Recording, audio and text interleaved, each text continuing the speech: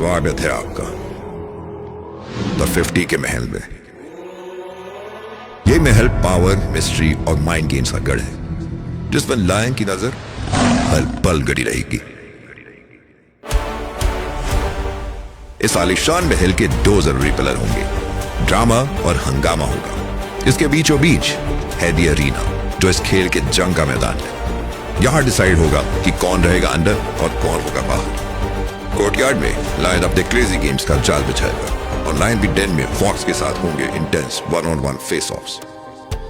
यहां का बस एक ही रूल होगा कि यहां कोई रूल्स नहीं होंगे। इस महल की हर छोटी चीज हर पल सेलिब्रिटीज को याद दिलाएंगे कि यहां सिर्फ लायन का राज चलता है। सिर्फ वही सर्वाइव करेंगे जिनका दिल है स्ट्रांग और दिमाग है लायन के पंजों से विशाल।